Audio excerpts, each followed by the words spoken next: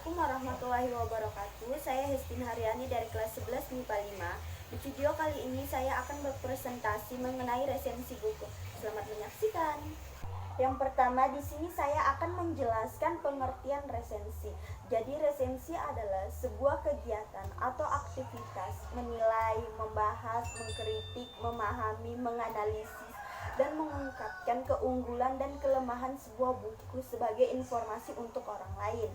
Adapun menurut para ahli, menurut Yus Rusyana memberikan definisi bahwa resensi adalah tulisan mengenai buku pengetahuan sastra, kamus, dan sebagainya. Di sini saya akan menjelaskan syarat penyusun resensi. Yang pertama, data buku meliputi nama pengarang, penerbit, tahun terbit, dan tebal buku. Yang kedua adalah pendahuluan yang berisi perbandingan dengan karya sebelumnya. Yang ketiga adalah ada ulasan singkat terhadap buku tersebut. Yang keempat adalah harus bermanfaat dan kepada siapa manfaat itu ditunjuk. Yang ketiga adalah tujuan resensi. Tujuan resensi adalah agar bisa memberikan sebuah pemahaman dan informasi secara komprehensif kepada suatu masyarakat atau isi pembaca tentang isi buku yang diresensinya. Yang kedua, mengajak si pembaca agar mendiskusikan dan memikirkan lebih jauh tentang apa masalah yang diangkat yang ada di dalam buku tersebut.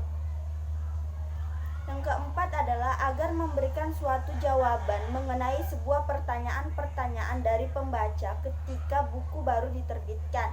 Yang kelima, memberikan sugesti kepada pembaca apakah sebuah buku atau film patut dapat dicontoh atau ditonton. Yang keenam adalah melukiskan dan memaparkan pendapatnya melalui sebuah pertimbangan atau penilaian. Selanjutnya saya akan menjelaskan unsur-unsur resensi. Yang pertama, judul resensi. Judul resensi yang menarik dan benar-benar menjiwai seluruh tulisan atau inti tulisan. Yang kedua adalah data buku. Yang pertama, judul buku, pengarang, penerbit, tahun terbit, tebal buku, harga buku. Adapun pembukaan, di dalam pembukaan ini dia menjelaskan, yang pertama memperkenalkan siapa pengarangnya, yang kedua membandingkan buku, yang ketiga memaparkan kekasan atau sosok pengarang, yang keempat memperkenalkan keunikan buku, yang kelima merumuskan tema buku, yang keenam mengungkapkan kritik, yang ketujuh mengungkapkan kesah terhadap buku, yang kedelapan memperkenalkan penerbit, yang kesembilan tubuh atau isi pertanyaan perinci buku.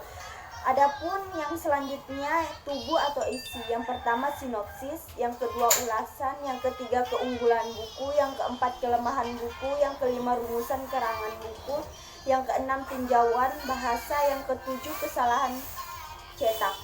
Yang terakhir adalah penutup. Penutup resensi. Bagian penutup biasanya berisi saran. Yang selanjutnya adalah fungsi-fungsi resensi. Yang pertama, fungsi informatif, yakni menginformasikan keberadaan buku atau film sehingga pembaca merasa tertarik. Yang kedua adalah fungsi komersial, yakni mempromosikan produk baru untuk kepentingan komersial.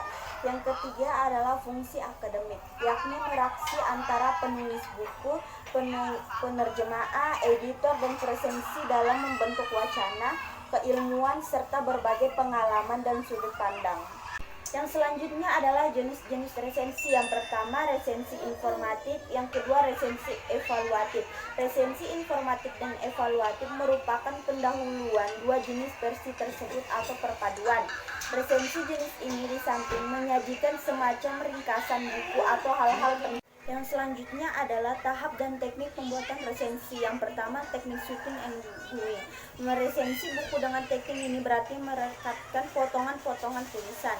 Yang kedua adalah teknik focusing. Teknik ini berkaitan dengan memusatkan perhatian kepada satu aspek tertentu yang disajikan dalam objek resensi. Yang ketiga adalah teknik comparing. Teknik ini mengajak seorang resensi untuk melakukan pembandingan atas hal-hal yang terdapat dalam objek resensi dengan sumber lain mengenai topik sejenis. Ini adalah manfaat resensi. Yang pertama, bahan pertimbangan untuk memberikan sebuah gambaran kepada para si pembaca tentang sebuah karya dan untuk mempengaruhi mereka atas karya tersebut. Yang kedua adalah nilai ekonomis. Ini mendapatkan uang atau imbalan dari buku-buku yang diresensikan secara gratis. Yang ketiga adalah sarana promosi buku. Buku yang diresensikan yaitu buku baru yang belum pernah diresensi. Yang keempat adalah pengembangan kreativitas. Untuk mengembangkan sebuah kreativitas dalam penulis, dalam membuat sebuah resensi buku harus mempunyai sebuah unsur-unsur agar resensi tersebut jelas dan berkualitas. Contoh resensi itu seperti yang pertama, identitas buku, petinjau, isi, unsur, intrinsik, tema, alur dan tema cerita, latar atau setting, penokohan, sudut pandang, gaya penulisan, aman. Yang pertama adalah nilai moral. Nilai moral yang terdapat dalam novel dapat dilihat pada masing-masing tokoh dalam cerita ini memiliki moral yang baik, tetapi ada beberapa tokoh yang mempunyai moral yang kurang baik. Yang kedua adalah nilai sosial. Nilai moral yang terdapat dalam novel dapat dibuktikan dari tokoh karar yang tidak membeda-bedakan orang dalam pertemanannya. Itulah presentasi yang dapat saya sampaikan pada hari ini. Kurang dan lebihnya mohon dimaafkan.